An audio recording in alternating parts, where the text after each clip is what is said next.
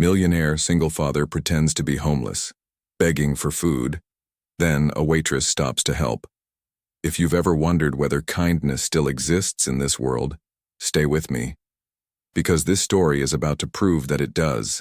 Like this video and leave a comment telling me if you believe in love at first kindness. Now let's begin. The morning Richard Calloway stepped out of his penthouse elevator and into the cold November air of downtown Chicago, he was wearing a lie. Not the expensive kind, not the polished, practiced untruths he sometimes told in boardrooms when the numbers weren't quite right. This was a different lie. A cloth one, frayed jeans with a real tear at the knee, a gray hoodie washed so many times it had forgotten its original shape, scuffed boots that a thrift store had priced at $3.50. He had spent 40 minutes in front of his bathroom mirror, a mirror that cost more than most people's cars, rehearsing how to look like nothing, like nobody, like a man the world had decided didn't matter. He was 36 years old, the founder and CEO of Callaway Capital, a private investment firm managing over $4 billion in assets. His face had appeared on the cover of Forbes twice. His penthouse occupied the entire 42nd floor of a building he owned. His daughter Lily had just turned 6 years old 3 weeks ago, and her birthday party had cost more than most American families earned in a year. And yet, standing there on the corner of Michigan Avenue, with a paper coffee cup borrowed from his own building's recycling bin, Richard Calloway felt something he hadn't expected. Terrified. Not of being recognized. His disguise was thorough. He'd grown a short beard over the past 2 weeks precisely for this purpose, and without his usual tailored suit and the invisible armor of confidence that wealth provides, even people who knew him well might walk right past. No, what terrified him was the question he was about to ask the city.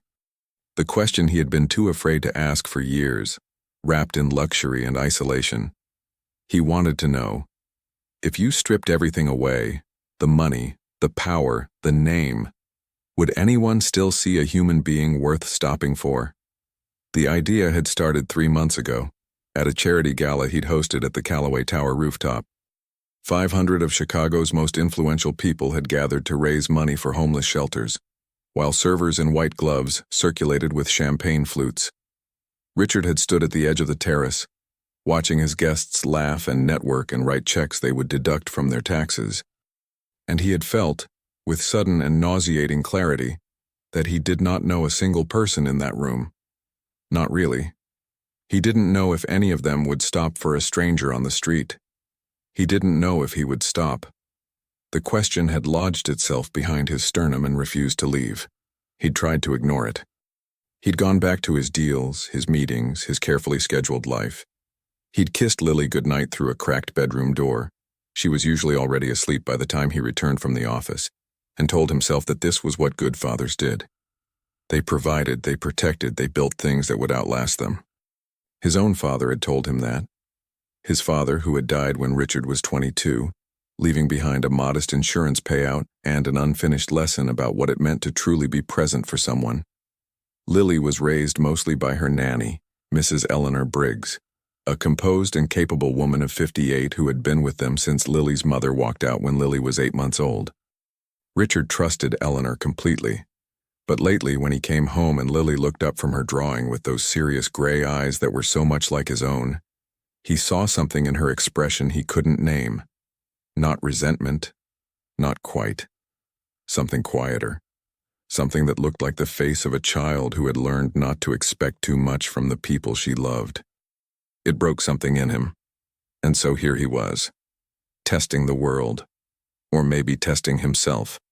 He chose the block in front of Marigold, a restaurant on the Magnificent Mile. It was not a coincidence. Marigold was one of 3 upscale restaurants he owned through a hospitality subsidiary of Callaway Capital. He knew its lunch rush began at 11:30. He knew the staff rotated positions every 2 hours. He knew the weekly revenue and the name of every manager. What he didn't know, what he had never once considered, was what it felt like to stand outside its glass doors with a paper cup and nothing else. He found out quickly. In the first hour, 43 people passed him. He counted.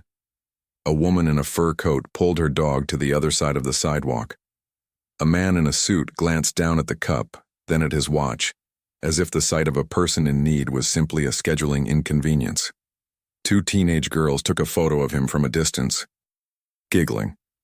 A group of businessmen parted around him like a river around a stone, conversations uninterrupted, not a single eye dropping to meet his. He wasn't asking for anything. He wasn't holding a sign. He was just sitting, just being a person who had nowhere else to be. And the city of Chicago, in all its gleaming, ambitious efficiency, looked directly through him. By the second hour, something unexpected had happened to Richard Calloway. He had stopped performing. He'd come with a kind of sociological detachment, the billionaire conducting a human experiment, but sitting on that cold concrete. Ignored by the world, he felt something real settle into his chest. A heaviness. An ache he recognized from a long time ago. From a childhood that had not always been comfortable, before the money, before the success. The feeling of being invisible, of not mattering to the people passing by. He was on the verge of standing up, calling it an afternoon, and returning to his 42nd floor and his filtered life, when the door to Marigold opened and a young woman stepped out onto the sidewalk. She was carrying a trash bag in one hand and a small paper plate in the other. Her blonde hair was pulled back in a practical ponytail, a few strands escaping at her temples. Her uniform, white button-down, black apron, name tag he couldn't quite read from this distance, was slightly wrinkled in the way uniforms get when you've been on your feet since 6 in the morning. She looked, he thought, like someone who carried things, not just the trash bag. Everything. The weight of a life that moved fast and rested rarely. She didn't slow down when she approached him. Most people slowed down first, recalculated, then sped up again. She just walked directly toward him, set the paper plate on the ground beside his cup, a turkey sandwich, a small bag of chips, a plastic cup of water, and crouched down so that her eyes were level with his. "It's cold out here," she said. Her voice was quiet, but direct. No performance in it. No self-consciousness about being seen doing something kind. "They were going to throw this out anyway. You don't have to eat it if you don't want to." He looked at her. Really looked at her. She had blue eyes, pale, almost silver in the November light, and a small scar above her left eyebrow that she hadn't tried to cover with makeup. She looked tired. Not the entitled tiredness of someone who had worked hard by choice. The deep tiredness of someone who worked hard because the alternative was not surviving. And yet her eyes, meeting his, held something he hadn't seen all morning from any of the well-dressed people who had walked past him. She was actually seeing him. "Thank you," he said. His voice came out rougher than he expected. Unpolished. True. She nodded once, started to stand, then paused. "Are you okay? I mean, do you have somewhere to go tonight? It's supposed to get below 20. He opened his mouth to say yes, to close the experiment neatly, take the sandwich, and let her go back to her shift. Instead, what came out was, "Not really." She looked at him for a long moment. He braced for the retreat, the careful backpedaling that follows when people realize they've gotten more answer than they bargained for. Instead, she reached into her apron pocket and placed 2 folded $20 bills beside the sandwich. "There's a place on Wabash called Harbor House," she said. $20 gets you a bed and breakfast. I know because..." She stopped, started again. "I know because someone helped me find it once. A long time ago." Then she stood, picked up the trash bag and walked to the bin at the corner. Her break was clearly over. She didn't look back. She disappeared through the restaurant's side entrance without a single glance to see if he was watching, if he was grateful, if she would be thanked. Richard Calloway sat on the cold concrete of Michigan Avenue for a long time after that. The $40 sat in his hand. The sandwich sat untouched. The city moved around him in its relentless, indifferent current. And something inside him, something that had been sealed tight for a very long time, cracked open just slightly, letting in a thread of light he hadn't known was missing. He looked down at the name tag he'd finally been close enough to read. Audrey. He didn't move for another 20 minutes. He just sat there, holding $40 that meant everything and nothing, and thought about a pair of pale blue eyes that had seen him, actually seen him, when the entire city had looked straight through.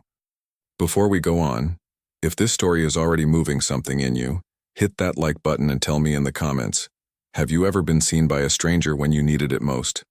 Your stories matter. Now let's keep going. Audrey Mae Collins had learned by the age of 28 that hope was a resource like any other, finite, precious, and best spent carefully. She did not spend it on lottery tickets or promotions she wasn't sure she'd get or men who looked at her like she was something they might want until they found out what her life actually looked like. She spent it on small things. The way the morning light came through the cracked window of her studio apartment on Paulina Street and turned the dust motes golden for exactly 11 minutes before the angle shifted. The sound of her neighbor's radio playing old Motown through the thin walls on Sunday mornings. The fact that tonight, like every night, she had a door to close and a bed to sleep in, which was not something she had always been able to say.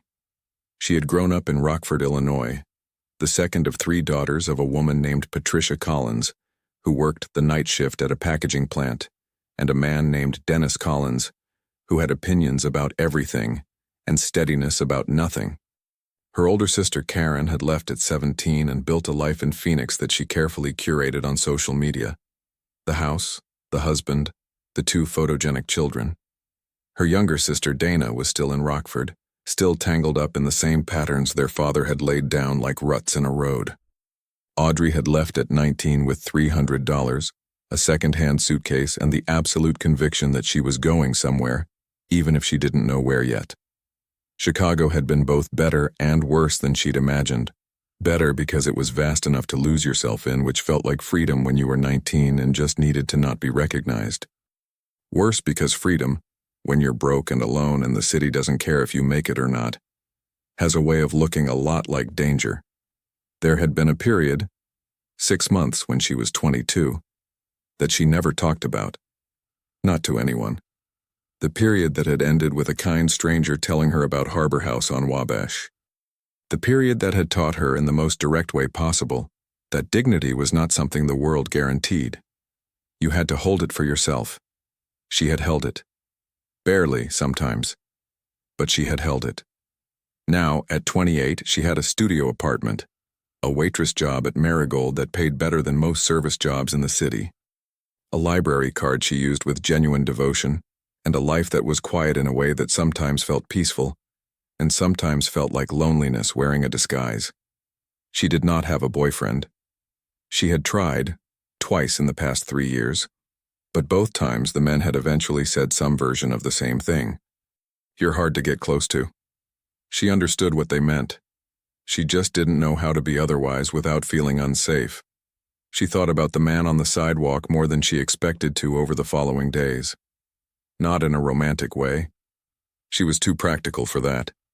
He had been disheveled, clearly struggling, and she'd given him sandwich and $40 the same way she'd given the last of her change to the woman outside the train station on Tuesday. Because you saw a person who needed something you had, and if you were the kind of person Audrey was trying to be, you gave it. End of transaction. But something about his eyes, the way he'd looked at her, had been unusual. Most people she helped looked at her with a kind of desperate gratitude, or with the exhausted blankness of someone too far gone to fully register kindness. This man had looked at her like she'd said something surprising, like she'd done something he hadn't expected was possible.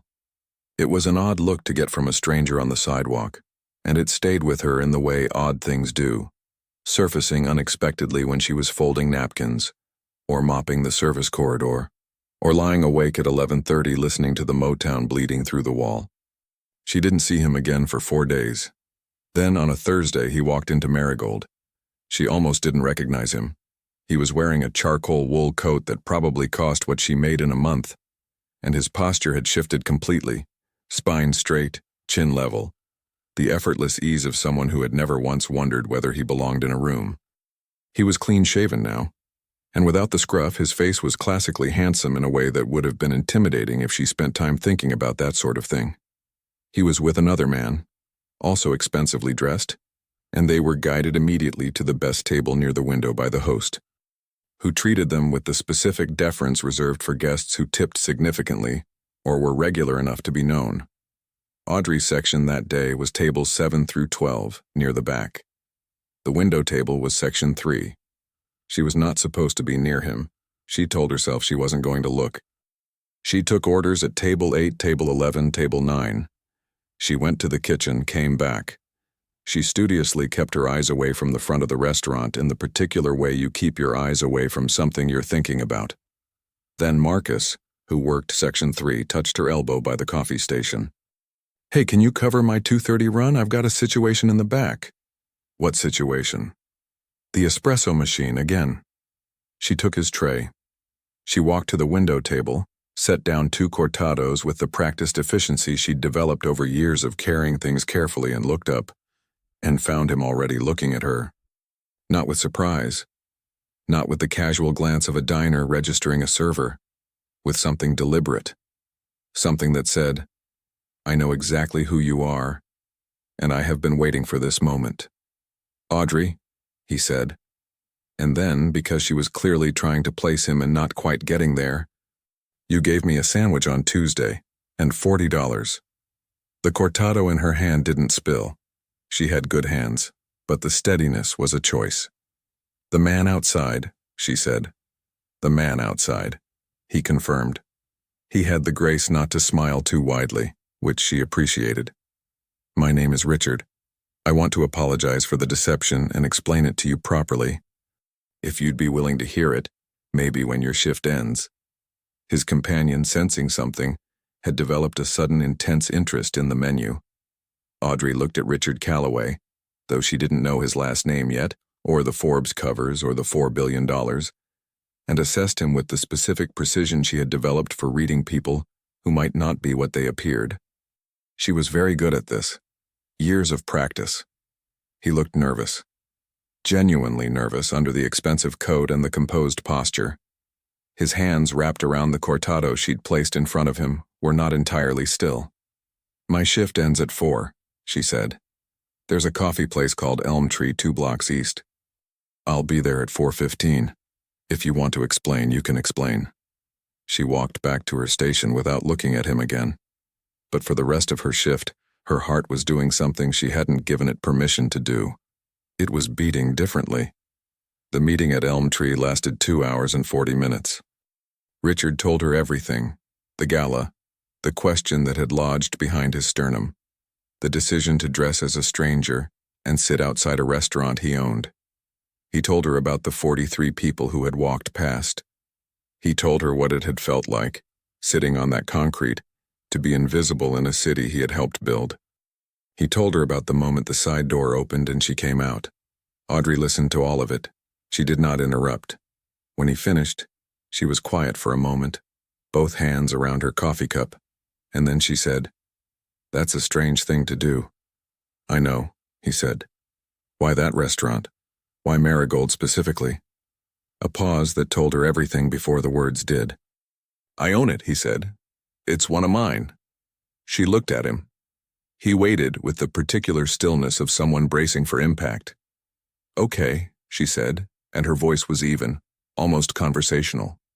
"Then you already know what the Thursday lunch special is, and you didn't need Marcus to translate the cortado. And you've probably seen the quarterly reports for that location, which means you know we're understaffed and working people past their hours. A beat. That's what the 43 people walking past your experiment looked like from the inside." He was quiet for a long moment.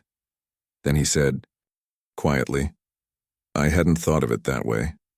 "No," she said without cruelty. "I imagine you hadn't." They were quiet together for a moment. Outside, the November dark had fallen, and the streetlights made the wet pavement shine. "Can I ask you something?" he said. "You can ask." "Why the $40? 40? Your own money. You don't know me." She looked at him steadily. The silver light in her eyes had nothing to do with the window now. It was entirely internal. "Because someone did the same for me once," she said. "And I decided a long time ago that I would pass it on every time I could." He looked at her for a long time after that. "I'd like to see you again, Audrey," he said, "if that's something you'd be open to." She considered this. She thought about the closed doors she kept carefully bolted. She thought about the two men who had said she was hard to get close to. She thought about 11 minutes of morning light through a cracked window and how it felt to hold hope carefully, like something you might drop.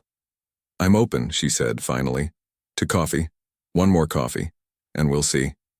It was not a yes, but it was not a no. Not yet.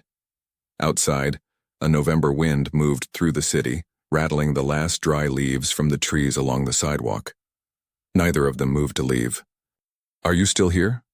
"Good, because this is where things start to get complicated in the best way. Drop a comment if you're rooting for them, and let's find out what gets in the way." The second coffee became a third, and the third became a Sunday walk along the lakefront, where the winter hadn't quite committed yet. The water gray and restless under a pale sky. Richard had started to understand that there was a specific protocol to getting closer to Audrey Collins, and it was not one he could shortcut with charm or money, or the confidence that had always worked in every other area of his life. She gave information the way she gave trust. Measured. Deliberate in small increments that tested whether he would handle each piece carefully before offering the next. She talked about her sisters, Karen in Phoenix with the curated life, Dana still in Rockford with the ruts. She talked about Chicago in winter, which she loved with a ferocity he found surprising. She talked about the book she was reading, which ranged widely and without any apparent system. A biography of Harriet Tubman this week, a novel about Italian immigrants the week before, a history of the Chicago meatpacking industry the week before that. She did not yet talk about the 6 months she'd never talked about with anyone. Richard was aware of the gap.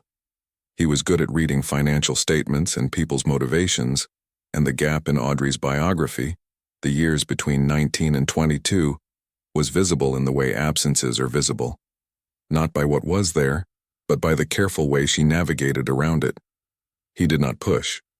He had learned somewhere in the process of getting less bad at this, the slow, uncomfortable work of actually being present for another person, that pushing was not the same as pursuing, and that patience was a form of respect. He was also, for the first time in years, keeping a secret he hadn't intended to keep. He hadn't told Audrey about Lily. He had come close several times. On the lakefront walk, when she'd asked if he had family in Chicago. He'd said his parents were gone and his brother lived in Seattle. Both true. Incomplete. On their second Sunday, when she'd mentioned that she liked children, in an offhand way while watching a toddler determinedly destroy a sandcastle near the water. He'd felt the opening, the natural moment to say, "I have a daughter, she's 6, her name is Lily." He hadn't taken it. He'd smiled and said something bland about kids being resilient, and she had looked at him briefly in a way that suggested she could feel the edge of something unspoken and moved on. He told himself he was waiting for the right moment. But the right moment, he was slowly realizing, was not a thing that appeared. It was a thing you made. Lily had her own ideas about all of this. She was small for 6, and precise in the way some children are. Precise about the placement of her colored pencils. Precise about the sequence in which she liked her routine to proceed. Precise about who was and was not allowed into the small, well-organized world she had constructed for herself. Mrs. Eleanor Briggs was in it.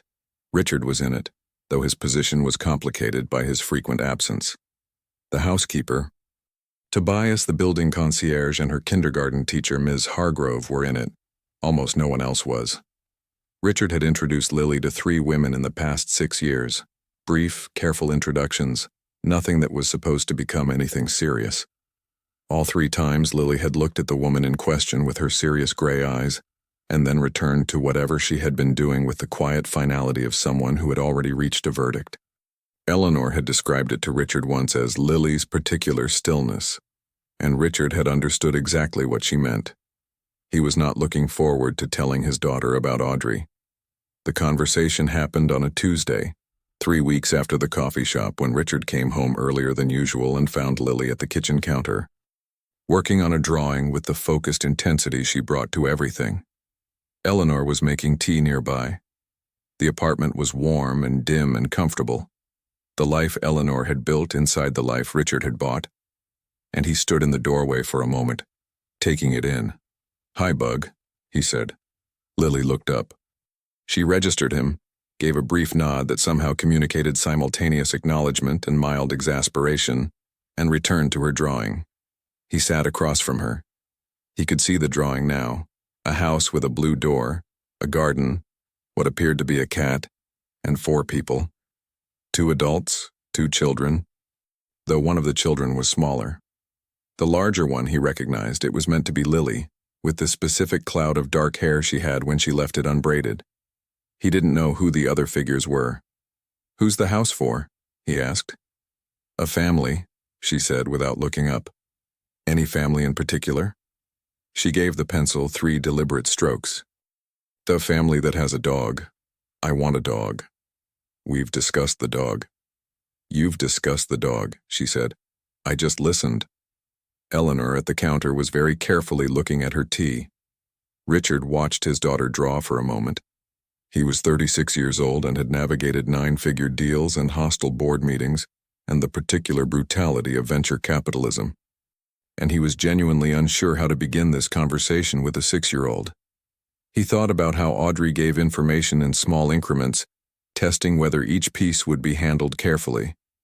"I've been spending time with someone," he said. "A woman I met recently. Her name is Audrey." Lily's pencil did not stop moving. 3 more strokes. "From work?" "Not exactly." A pause. "She works at Marigold." The pencil stopped. Lily looked up. Her gray eyes, his gray eyes in miniature, traveled over his face with that unsettling precision. "The restaurant?" "Yes." "So she's a waitress?" "A server, yes." Lily looked back at her drawing. The pencil resumed. "Okay," she said, in a voice that contained absolutely no okayness whatsoever. Richard waited. Eleanor had somehow become very absorbed in the far wall. "What does that mean?" he asked carefully. "It means okay, Dad." "Lily." She set down the pencil with the excessive care of someone controlling an emotion. "Is she going to come here?" "Someday, maybe, not soon." He paused. "Would that be all right?" She looked at him. In her expression, he saw the thing he could never quite name. The closed, careful set of her features, the guardedness that was too settled for a 6-year-old's face that looked less like childhood, and more like someone who had learned, early and thoroughly, not to count on things. "I just need my own time to get used to it," she said. "Of course," he said. She picked up the pencil and returned to the house with the blue door and the family that had a dog. Richard sat across from her and watched her draw, and felt the specific and humbling ache of understanding. Too late. That building things was only half the job. The other half was showing up inside them. Across town, in a studio apartment on Paulina Street, Audrey Collins was lying on her bed reading a history of immigrant Chicago and trying, with moderate success, not to think about a man named Richard who made her feel like she was standing in front of a door she didn't know yet whether to open. There were practical reasons not to let herself fall into this. She had learned to list them when her mind drifted in dangerous directions, toward warmth, toward the terrifying luxury of being known. He was wealthy in a way she'd never been close to. He had tested the world by pretending to be like her. And while she'd found something genuine in the way he described it, she also knew that returning to a 42-floor penthouse at the end of your experiment was not the same as actually living the life you were researching. She knew the difference between visiting difficult and inhabiting it. She had inhabited it. And yet, there was the coffee. The way he'd listened. The way he'd gone quiet when she said the thing about the understaffed restaurant and how the 43 walking past had looked from the inside, not defensive, not dismissive, just still, receiving it. That was not a small thing. Her phone buzzed. A text from a number she had recently added to her contacts under the name Richard, Coffee Man. Still up? She stared at the ceiling for a moment. Outside, Motown drifted through the wall. In 11 minutes, if the angle were right, the morning light would turn things golden. She typed back, "Yes." "Still up." His response came immediately. "I have something to tell you. Can we talk tomorrow?" She felt the door move slightly in its frame, not opening, not closing, just acknowledging that it was there. "Yes," she typed. "Tell me over coffee." She put the phone down, picked up her book, put it down again. Outside, Chicago made its relentless nighttime sounds. Sirens, wind, the distant metal sigh of the elevated train. She thought about pale silver eyes. She thought about $40 that someone had once given her, and what it had cost them, and what it had meant. She thought about the particular way hope worked when you held it carefully. How it was possible, against all reasonable expectation, for it to hold you back. She closed her eyes slowly. In a drawing on a kitchen counter across town, a family with a dog lived in a house with a blue door, and one of the figures in it had dark cloud hair, and none of them had names yet, and everything was still possible. She thought about the fourth figure in Lily's drawing, the one she hadn't identified. It was slightly taller than the two adult figures, standing at the far edge of the garden, near the fence. Something about its positioning, separate, watching, not quite part of the group but not outside it either, felt less like artistic accident and more like emotional accuracy. Like a 6-year-old's honest answer to a question she hadn't been asked yet. The morning Richard finally told Audrey about Lily, the temperature had dropped to 12 degrees, and the coffee at Elm Tree was so hot it fogged the window beside their table. He had chosen a Saturday, neutral ground, unhurried, and he had rehearsed nothing, which meant when the moment came it arrived without ceremony, the way true things often do. "I have a daughter," he said. "Her name is Lily. She's 6 years old." Audrey set down her cup. She did not look away from him. She did not rearrange her expression into something polite and managed. She just looked at him steadily with those pale silver eyes that had a way of receiving information without flinching. "How long have you known you were going to tell me this?" she asked. "Since the second coffee," he said. "That was 3 weeks ago." "I know." She was quiet for a moment. Outside, a woman pushed a stroller through the snow, leaning into the wind. Why now? He thought about Lily's drawing, the figure at the edge of the garden, separate, watching. "Because I realized I was doing the same thing I did on that sidewalk, keeping information back to control the outcome, and that's not—" He paused. "That's not how I want this to go." Audrey picked up her coffee. She took a slow sip. She set it down again. "Tell me about her." So he did. He told her about Lily's colored pencils arranged by spectrum, about the way she addressed adults with a directness that made grown men slightly nervous, about the drawings that covered the refrigerator, houses, gardens, animals, families that were always slightly different from the one she actually lived in. He told her about Eleanor, about the 3 previous introductions that had gone nowhere, about the look on Lily's face when he'd mentioned Audrey's name, the voice that said okay while containing no okayness whatsoever. Audrey listened to all of it. When he finished, she said, "She sounds like someone who's been let down." "Yes," he said. "Not by you specifically, just by the general situation of her life." "Yes." She looked out the window for a moment. The woman with the stroller had disappeared around the corner. "I'm not going to try to win her over," Audrey said. "I want you to know that up front. I don't believe in performing warmth for a child. They see through it immediately." "I know," he said. "If we ever get to the point where I meet her, and I'm not saying we're there yet, I'll just be myself. Whatever that means to her is her call." He looked at her across the small table with its steam-fogged window and its 2 coffee cups, and felt something he hadn't felt in years. Not desire, though that was present too. Something larger. A feeling of recognition so complete it was almost disorienting. Like finding a room in a house you've lived in for years and realizing you never knew it was there. "Okay," he said. "Okay," she said back. And this time the word held everything it was supposed to hold. They moved, over the following weeks, into something that was cautious and deliberate and warmer than anything Richard had known in a very long time.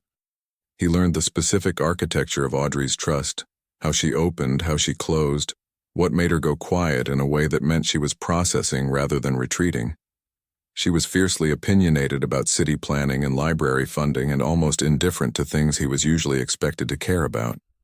She asked him once what he actually loved about his work, not what he was good at, and when he hesitated, she said, "Take your time." and waited with a patience that felt like the most intimate thing anyone had ever offered him. He started leaving books outside her apartment door, chosen carefully, for the person he was slowly learning she was. She texted him after each one, sometimes a single line, sometimes paragraphs. And in those texts, he felt the clearest view of her he ever got. "This one made me cry on the train," she wrote, about a memoir, holding it together and failing at the end of the line. "I did not care even a little." He read that text 4 times. Lily, meanwhile, had entered what Eleanor privately described as the information-gathering phase. She did not ask Richard directly about Audrey. That would have required acknowledging interest she was not prepared to admit. Instead, she asked adjacent questions with the tactical patience of someone who understood that flanking was more effective than frontal assault. "Does Marigold have good soup?" she asked one evening while Richard was reviewing documents. "Very good soup," he said carefully. "French onion, tomato bisque, a mushroom one in winter. Does the lady who works there like soup?" Richard set down his pen. His daughter was looking with absolute dedication at her drawing, the picture of unconcerned inquiry. Eleanor from the adjacent room was very carefully not smiling. "Her name is Audrey," he said, "and I don't know her soup preferences specifically. You should find out. That's important information." That evening he texted Audrey. Completely unrelated question. "What's your position on soup?" Her reply came in under a minute. "Strongly pro. French onion specifically. Why?" "Just gathering important information," he wrote back. The first meeting, the real one, not the brief hallway encounter he'd been bracing for, happened 6 weeks later in February, during a snowstorm that closed half of the city's schools and turned Chicago into a white silence so complete it felt like the world had pressed pause. Eleanor had gone to her sister's in Evanston before the worst of it hit, which meant Richard was home with Lily, which meant when Audrey called to say she was stranded 3 blocks away, waiting for a cab that wasn't coming, there was only one reasonable thing to offer. He should have planned for this. He had not planned for this. He opened the door and there she was. Snow in her blonde hair, cheeks red from cold, a canvas bag over one shoulder, wearing the practical wool coat she wore everywhere. She looked at Richard. She looked past him. Lily was standing at the end of the hallway, arms crossed, wearing her most serious expression. She had dressed with particular care that morning, the blue corduroy dress she saved for important occasions, which told Richard everything about what she knew and pretended not to know. "Hi," Audrey said, looking directly at Lily. No performance, no crouching down to manufactured eye level. Just a direct, honest hello, one person to another. Lily looked at her for a long moment. "Your boots have snow on them," Lily said. "Yes," Audrey said. "There's a lot of snow. You should put them by the radiator. They'll dry faster." "That's a good idea," Audrey said. She sat down on the entry bench and removed her boots without being asked a second time. She set them exactly where Lily indicated, beside the radiator, and then stood in her socked feet in the hallway of a penthouse that cost more than some small country's GDP, looking exactly as comfortable as she always looked anywhere. Lily watched all of this. Something moved across her face, came quickly, controlled. But there. She turned and walked back toward the kitchen. "There's hot chocolate," she said over her shoulder. Not an invitation exactly. More like a statement of available resources. Audrey looked at Richard. He made a gesture he hoped communicated, "I have no idea, just go with it." She went with it. The 3 of them sat in the kitchen during the snowstorm drinking hot chocolate. Lily asked Audrey 17 questions over the course of 90 minutes. Richard counted quietly while pretending to read. And they ranged from the genuinely curious, "Have you ever been to the ocean? What did it feel like?" to the quietly strategic, "If someone gave you a gift you didn't like, would you say so or pretend?" Audrey answered every one of them without hesitation and without condescension, as though a 6-year-old's scrutiny was the most natural thing in the world to be subjected to. When the hot chocolate was finished, Lily gathered her cup and Audrey's cup and carried them to the sink. She stood at the counter with her back to both of them and washed her own cup with the methodical thoroughness she brought to all tasks. Then she washed Audrey's. She did not comment on this. She simply did it, set both cups in the rack, and left the kitchen. Audrey watched her go. Her expression was soft in a way Richard hadn't seen before. Not performed softness, but the real kind. The kind that costs something. "She's extraordinary," Audrey said quietly. "She is," he said. "She washed my cup. I noticed." She was quiet for a moment. "That's not a small thing," she said. "For her, I mean, based on what you've told me." He looked at the empty cups drying side by side in the rack. He thought about houses with blue doors, about figures at the edge of gardens that were watching. Not quite part of the group, but not entirely outside it either. "No," he agreed. "It's not small at all." Down the hall in her room, a 6-year-old girl with serious gray eyes sat at her desk and picked up a blue pencil and began, without quite acknowledging why, to add a new figure to a drawing she had been working on for weeks. Not at the edge of the garden this time, closer to the center, still slightly apart, still watchful, but undeniably present. The pencil moved with the careful deliberateness she brought to everything that mattered, which was her way of saying without words that this was something she had decided, that she had chosen it, quietly, in the way that children choose things, not loudly, not with announcement, but with a certainty that, once settled, does not easily move. March arrived with a thaw that turned Chicago's sidewalks into rivers and filled the air with the particular smell of the city releasing winter, exhaust and earth and something green pressing up through cracks in the concrete. Richard and Audrey had been seeing each other for 4 months. He had started carefully and without announcement, making changes at the Marigold and the other 2 restaurants, hiring more staff, restructuring shifts, posting the Friday schedule on Monday instead of Thursday, which had been costing his people their planning and their sleep. He did not tell Audrey he was doing this. She found out from a co-worker who mentioned it while describing the new schedule with barely contained disbelief. She called him that evening and said without preamble, "You fixed the staffing." "I made some operational adjustments," he said. "Richard, that consultant was me. On a first date. Being irritated at you. I prefer providing actionable feedback." She laughed. Then she was quiet a moment. Then, "Thank you." It was a significant thank you, not for the staffing change itself, but for hearing her, for taking what she'd said in a coffee shop in a moment of frustration and treating it as something worth acting on. "Don't thank me," he said. "Thank the consultant." She laughed again, and the sound of it did what it always did. The complication arrived, as complications do, from the direction Richard had stopped watching. Her name was Diane Calloway. She was 59, impeccably maintained, and had been Richard's most reliable source of strategic interference for the past decade. She was not his mother. His mother had died of cancer when Richard was 30. Diane was his late father's second wife, and she had inherited from that marriage both a financial settlement and a position of influence in Chicago's social network that she managed with the precision of someone who knew that influence had to be actively maintained. Diane had opinions about who Richard spent his time with. She always had. The first time she'd heard about Audrey, through the particular Chicago social mechanism that meant nothing ever stayed private long, she called Richard on a Thursday and said in measured tones, "I hear you've been seeing someone from one of your restaurants. Good morning." "Diane," he said. "A waitress, Richard." "A server, there's a distinction. Don't be clever, I'm calling because I'm concerned. You're always concerned about things that don't involve you." A pause that contained an entire argument neither of them had for the moment. "She's not right for you," Diane said. "And I think you know that.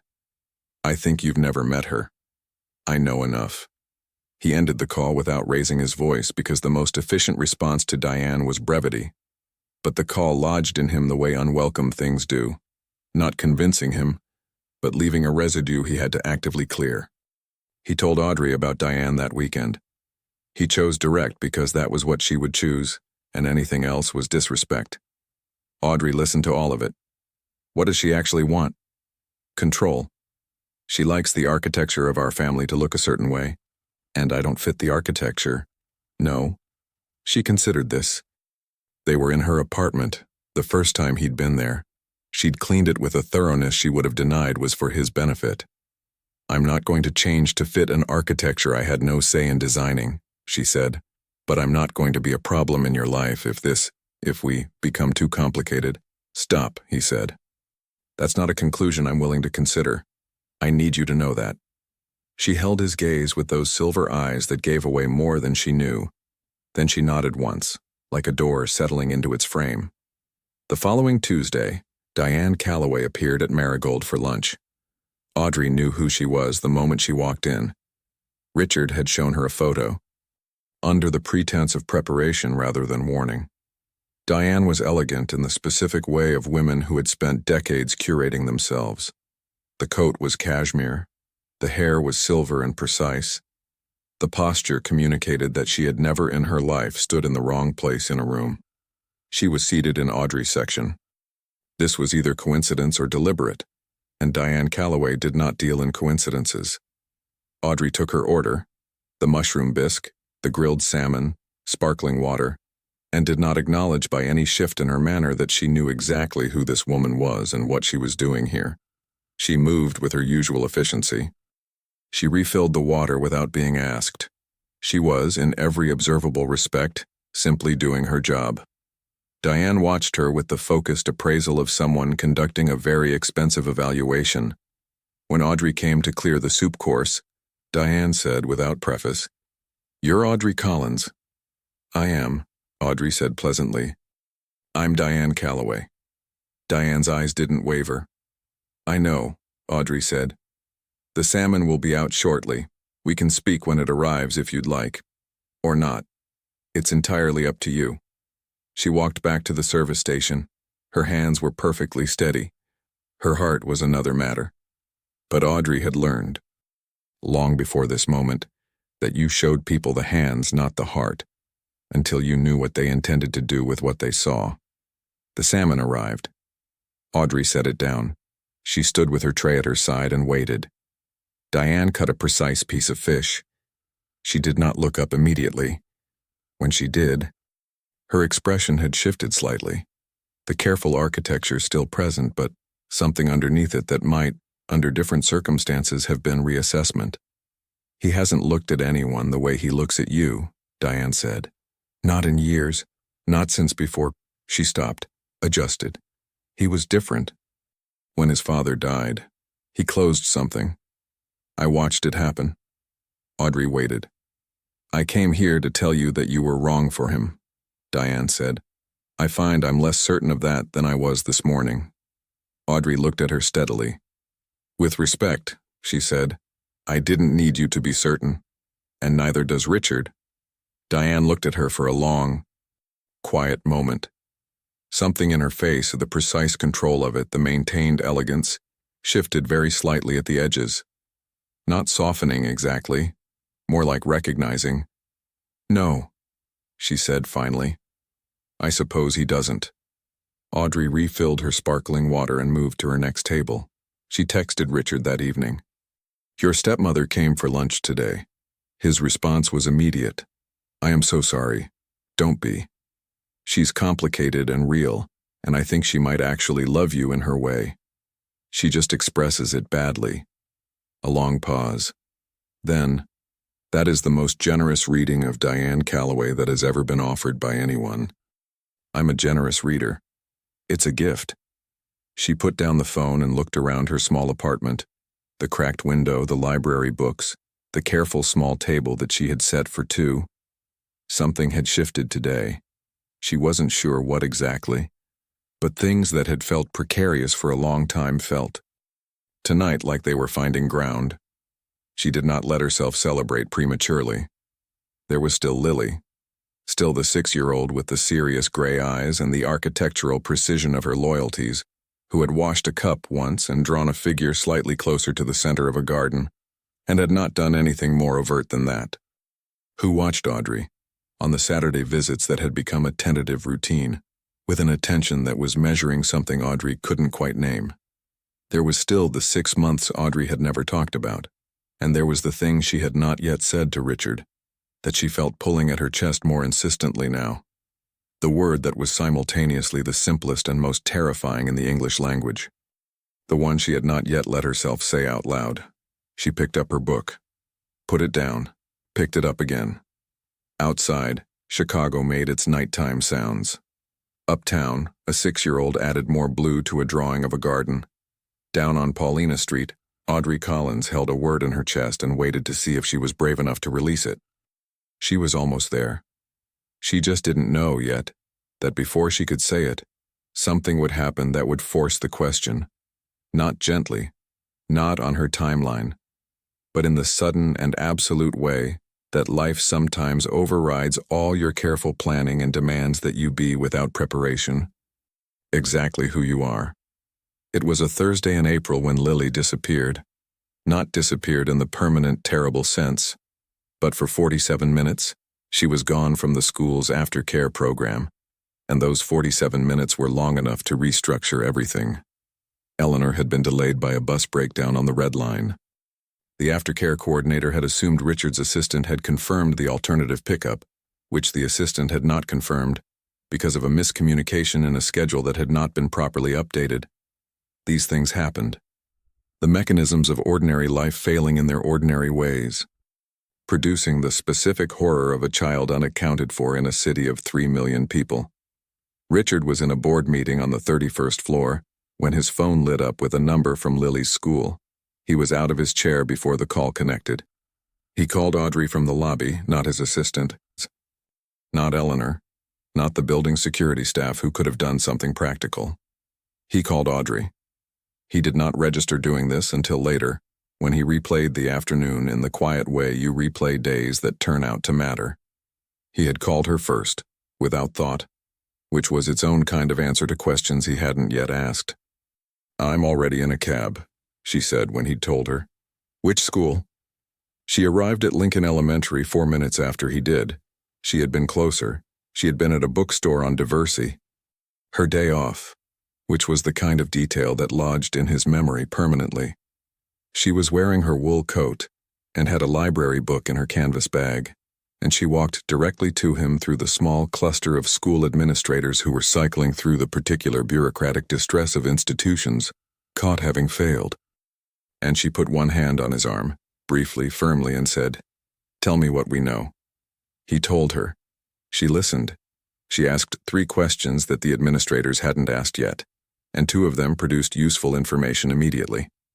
Lily had told her friend Sophie, before leaving the aftercare room, that she was going to the library to look at the butterfly books because she had seen a monarch last week and wanted to know what it meant.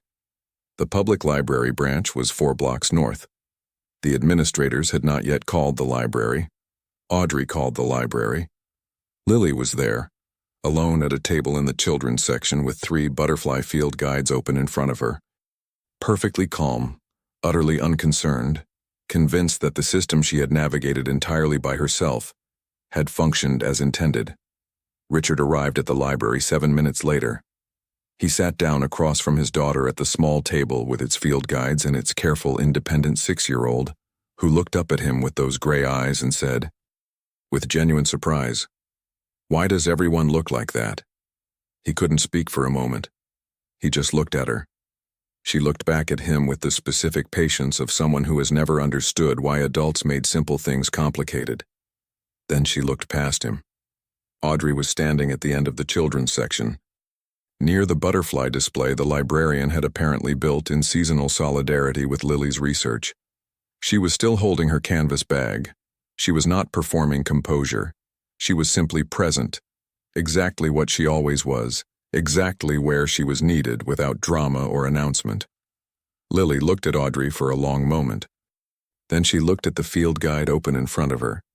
She placed her small finger on an illustration, a monarch butterfly in full span, orange and black, and unmistakably itself. "The monarch is the only butterfly that migrates," Lily said. "Like birds. It goes south for the winter and then comes back." She paused. "They always come back to the same place, even the ones who've never been there before. They just know." Audrey crossed the children's section and sat down beside Lily at the table, not across from her, the way Richard sat, beside her. She looked at the field guide. She looked at the monarch. How do they know? Audrey asked. Nobody's completely sure, Lily said. They think it's something inside them, like a map they were born with. That's beautiful, Audrey said. Lily looked at her. The serious gray eyes, the ones that measured, assessed, protected, waited, moved over Audrey's face with their usual precision. But what they found there today, Audrey did not try to manage. She simply let herself be seen. All of it. The relief, the warmth, the 4 months of careful, patient distance she had held to give this child the time she needed. And underneath it all, the feeling she had been carrying since a November morning and a paper plate set on cold concrete, and the understanding that some things, when they were real, did not require explanation. Lily looked at her for a long time. Then she turned to Richard and said, I want to show Audrey the rest of the butterfly section. He stayed at the table. The two of them walked to the display together, the 6-year-old and the 28-year-old. The precise and the careful. The one who had built her world into a fortress and the one who had learned that walls were sometimes necessary, and sometimes just the thing you forgot to take down after the danger passed. Audrey crouched beside the display boards and Lily pointed to each butterfly, with the focused authority of someone who had done her research. And Audrey listened to all of it, every word, with the complete and unhurried attention she gave to things she valued.